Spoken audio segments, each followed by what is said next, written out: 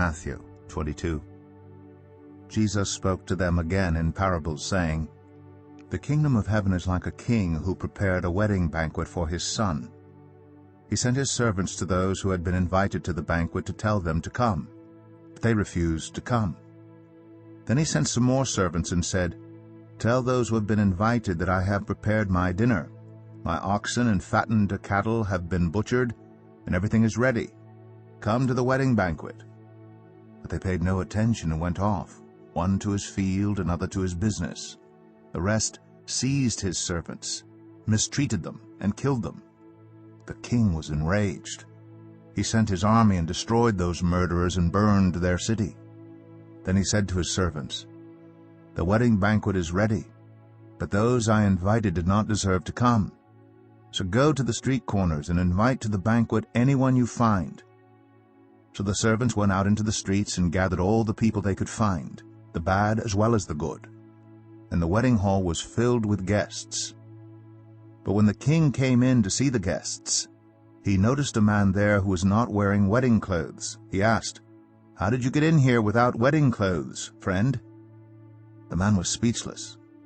Then the king told the attendants, 'Tie him hand and foot, and throw him outside, into the darkness, where there will be weeping and gnashing of teeth.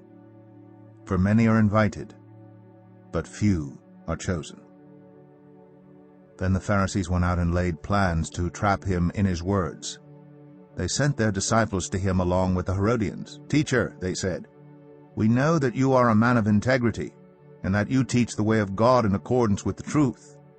You aren't swayed by others because you pay no attention to who they are. Tell us then, what is your opinion? Is it right to pay the imperial tax to Caesar or not?' But Jesus, knowing their evil intent, said, 'You hypocrites, why are you trying to trap me? Show me the coin used for paying the tax.' They brought him a denarius, and he asked them, 'Whose image is this, and whose inscription?' 'Caesar's,' they replied. Then he said to them, 'So give back to Caesar what is Caesar's, and to God what is God's.' When they heard this, they were amazed. So they left him and went away. That same day the Sadducees, who say there is no resurrection, came to him with a question. 'Teacher,' they said, 'Moses told us that if a man dies without having children, his brother must marry the widow and raise up offspring for him. Now there were 7 brothers among us. The first one married and died, and since he had no children, he left his wife to his brother. The same thing happened to the second and third brother, right on down to the 7th.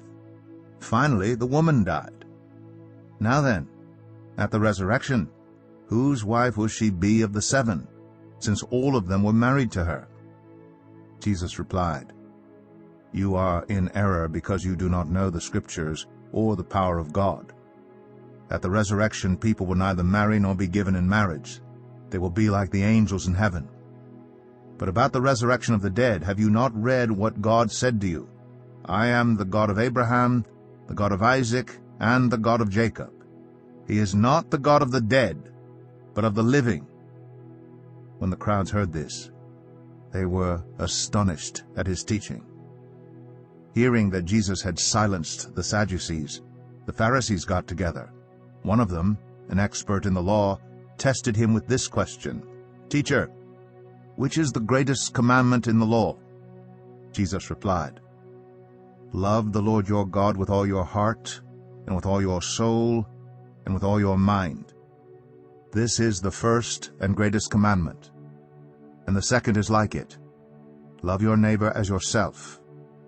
All the law and the prophets hang on these 2 commandments.' While the Pharisees were gathered together, Jesus asked them, 'What do you think about the Messiah?